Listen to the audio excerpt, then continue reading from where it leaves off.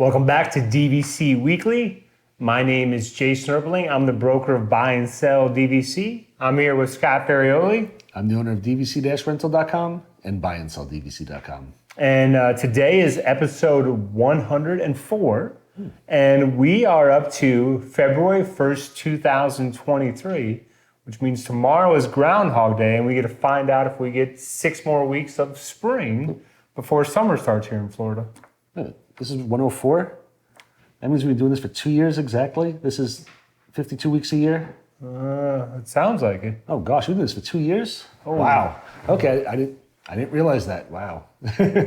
So your 11-month window is January 1st, 2024. We're already up to 2024. Wow. Yeah. 7-month window, September 1st, 2023. As always, you can find Buy and Sell, BuyandSellDVC.com, 407-375-3376, Instagram, Facebook group, Twitter, DVC-Rental. We have DVC-Rental. Remember the dash to save the cash. All the same social media, as well as TikTok. Yeah, well, TikTok's for both companies. So it's not just for DVC-Rental. It's for both of them. So Have there been a lot of TikTok things lately, or not too much now. TikTok's been relatively quiet. good? We need to get some. I haven't posted a ton of stuff on there. I need to get more videos up there. There's so much to do. There should be TikTok videos of Malik eating food or something. I think so too. You know, several weeks ago, I went to Gatorland with the Malik family. Wait, you went to Gatorland? Oh, I love it. Yes, we went to Gatorland for the first time. He's a professional. They practically know him by name there. So I should take videos of him at Gatorland. We sat there. The special extra thing where you go and you can feed the gators, and you're literally, the giant gators are there, and you're standing 5 feet from them, tossing them chicken legs. And then they have you turn around with your back to them, squat down and take a group photo. So I'm sitting there squatting down, and I've got probably 800 pound gators literally 6 feet away from me, and the only thing that's stopping them from coming after me is there's a guy standing like on the side who's holding like a broomstick. That's what's protecting my whole family and the Malik's family from dying a horrible, gruesome death with 800 pound gators. Is a guy with a broom handle. Did you watch him feed the gators? Did you watch that part of the show? No, we did not. No. They use their tail to jump out of the water? We did not see that show. So another show where the guy holds the gator and he puts the gator under his chin and poses with him, and the gator just sits there with his head up, and that was fun and lots of jokes. We bought annual passes, so we'll definitely go back to that. Great option, Gatorland. No, that's right by your house. Yeah, right by my house. $55 for I can throw a football from there, right? From my house to Gatorland. Yeah, and $55 for an annual pass and free parking. Disney charges you $25 just to park. Gatorland's $55 for a whole year and free parking. I mean, it was. I'll definitely go back. It was. So not to digress from the show. So what day of the week was it that you went? Tuesday. Tuesday. It was right before the kids went back to school. Okay. What time of day did you arrive? Dear God, man. Noon. Noon? Yeah, it was about noon. And did you get right in? It was a long wait, short wait? Very short. There was a wait, but a short wait. I mean, it was the day before kids in Florida went back to school. So I had talked to Chris, and he had said that he goes, a good amount. He said, this is probably triple the amount of people I normally see here. So normally it's relatively empty. We went there, again, the day before kids went back during Christmas break. So, I mean, it was still very busy. And it was still no real lines for anything. It was just parking lot was busy, and getting in just took a couple minutes. But we also had to go in and get annual passes and stuff, which the whole process took 10 minutes total. I mean, it was very, very simple to zip through, and again, had a really nice time in there. It was great. So add that to your options there. See, we weren't even talking about Gatorland. I just throw stuff out there. There you go. Plus, we get to check that off Scott's list that he made it to Gatorland. I made it to Gatorland. And Fort Lauderdale. Yes, and Fort Lauderdale. Next, he'll be going out of a cruise out of Miami. Oh. Hopefully that I've done Miami in the past, but that was 20 years ago. Okay. And I didn't live here, obviously. Okay. And it was the same parking garage, walk over? I don't recall. Okay. We didn't drive. Actually, yeah, we didn't drive. So I think we flew into Miami, stayed the night. Actually, twice we did that. We flew into Miami, stayed the night at in South Beach area, and then took a taxi to the cruise port in the morning. Okay. But again, that was 20 years ago or so. Okay, so now we're on to the buy and sell side of things. And today we're going to decide on should you buy at Polynesian or Grand Floridian? Ooh, okay. Do you already have an answer? Is this definitive or no? I mean, do you? I don't have an answer now. Okay. They're both, I don't want to ruin anything, but I'm saying they're both similar resorts, similar areas, both some of the top, most expensive, nice, luxury resorts. Similar price. I mean, Poly's a little bit cheaper. But you pretty much summarize everything very quickly. Yes. I was like, I didn't look at this. I didn't want to ruin where you're going. Like, Scott, that was 10 minutes. You just summarized in 10 seconds. Thanks, man. No, that's good because we started with Gatorland, so that ate up some of our time. So that's very good that you. So again, yes, we're talking about two very similar resorts in regards to area. I think you used the word upscale or whatever. They're typically the two monorail most resorts. Upscale. Yeah, exactly. They're some. Beach Club Boardwalk, I consider them kind of like interchangeable resorts. Right. We'll call them sister resorts. I think, what's it called? The Grand Floridian, Polynesian are those same interchangeable sister type resorts. I mean, very different theming and everything, but sister resorts, both the highest level, both on the monorail, right next to each other.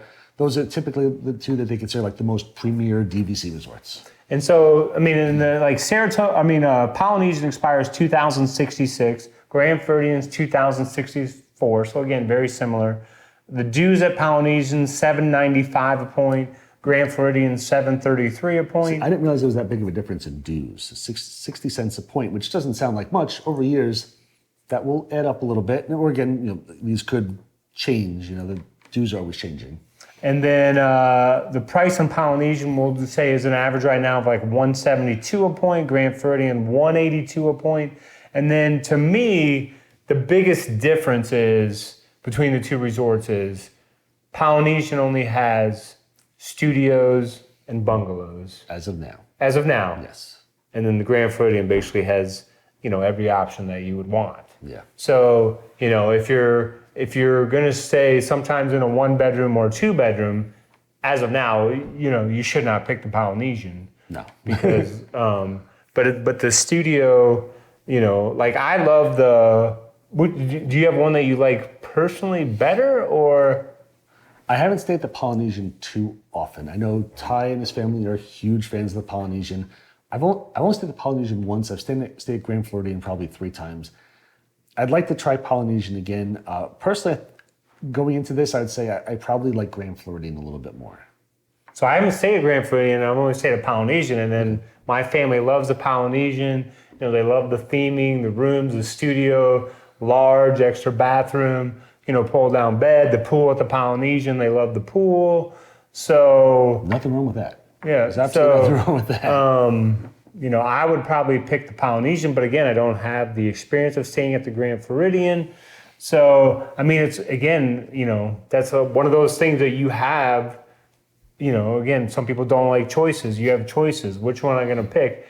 The one thing you just have to write, again, Polynesian just has the studios and the bungalows as of right now. So to me, that's probably going to be your biggest factor between the two resorts. Otherwise, after that, you can't go wrong with either one. Oh, no.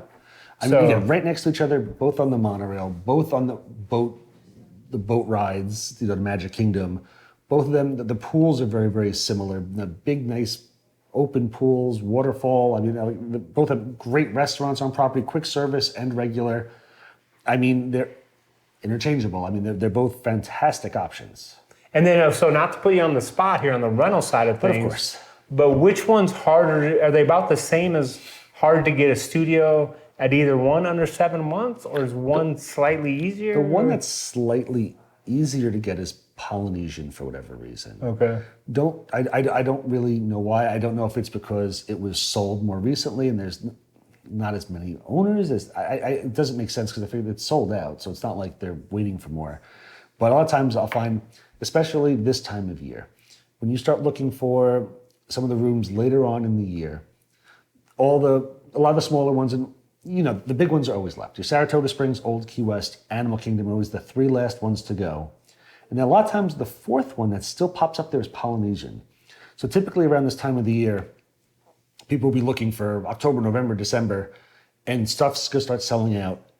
And all that's going to be left is those 4, including Poly. And everybody's going to go, oh yeah, give me Poly. And we'll have a run where for 2 months, 80% of the reservations that come in are for Polynesian, because all that's left is Saratoga, Animal Kingdom, and Old Key West, and everybody's immediately jumping on Poly.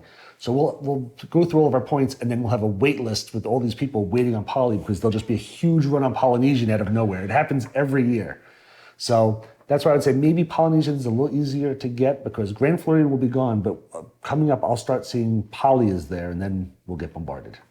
So if you stay at either of these resorts, please put in the comments which one you like, why you like it, how many times you stayed there, etc. It'll definitely help out some of our other viewers. And now we're on to the food review of the week. Come here, I'm gonna eat you! Get in my belly! Today's food review, this is one that I don't get to go to the parks as often as I would like, and especially like throughout the whole year. And especially now that you're going to Gatorland every other week. Exactly. How can I possibly go to Epcot here when Gatorland's an option? But this is probably, a lot of times I'll get a bunch of stuff in a row, and I hold on to this to do these food reviews. And this is probably from like 2 months ago or so. I finally got to try the Pretzel Bread Pudding at Summerfest in the Germany Pavilion in Epcot. Now, you probably saw the photo, or maybe the photo is up now. I don't really know. But that photo, very similar, they all look the same, has been going around social media for a while. And this is one that became like a hot one on social media, where everybody would share this and say how great it was. And I was like, I have to try this stupid pretzel bread pudding. I'm not a huge bread pudding guy, but I really, really wanted to try it because it looked ridiculous. $4.79. It's covered in caramel and like a vanilla sauce. It doesn't mention it, but it's like a caramel and a vanilla sauce, nice and warm and gooey. I was pleasantly surprised. Again, not a huge bread pudding fan, but this was really, really good. I would definitely get this again, and then possibly again after that again. But I give this 8.3. Really, really happy with the pretzel bread pudding. Soft, gooey, caramel, vanilla. I mean, just honestly fantastic. I was very, very happy with this, and I was worried that since it was shared on social media so much that it wasn't going to live up to the hype, but this was actually really, really good. So very happy with this. Again, I always share it with my family, so it's nice size portion. Again, it's Disney, so it's not a huge portion, but very happy with it. Under $5, great treat to try out. Nice. And now we're on to the DVC-Rental side of things.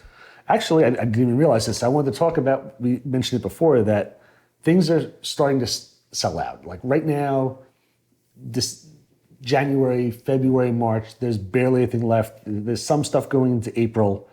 There's a lot of May is already sold out. When you rent DVC points and when you become a DVC member, it really helps out to plan 10 to 11 months in advance to try to get the best choices. Definitely, but I think it's around 7 months a lot of times is when stuff will really start selling out. Because once that 7-month window hits, anybody who doesn't want to stay at their home resort is going to be booking. So you really need to plan in advance. And we're getting a ton of requests in for the next 2 to 3 months. And there's just not a lot of availability. So on our deals page, that's where we have the confirmed reservations. You'll find a lot of availability still there. We've got people with points that are expiring. We've got people who can't go on their trips. So there is stuff on our deals page. Again, dvc-rental.com. Click on the deals button. But again, next couple months, there's really not too much left out there. So try to plan in advance if you can. Last minute stuff though, deals page is going to be your good friend. But yeah, try to book out in advance. Try Polynesian, try Grand Floridian. Don't all come in at the same time and try to book Polynesian for us, because it kills us. We could have 5,000 Polynesian points, and all of a sudden in 3 days, 2 days, it's gone, and then just wait lists start coming in because we're out of Poly points because there's been a huge run. So we have not had a huge run yet. So try to, if you want Poly room, quickly book it now. So that's all I've got. That's good. Good tips there. And I want to go back to Gatorland. Yes, I'm looking forward to that. I want to go back to Gatorland. You have to see him watch. You said I didn't get to watch that show. We were only there for a little bit. We had to get going, but like 2 hours or so. But we walked around, fed the gators, did the regular, get the little gator chow, and you throw the little pellets to them. They ate that, and then we did the special chicken feeding thing, and we saw the show. Did you see albino gator? I saw 3 different albino gators there. 3 albino gators.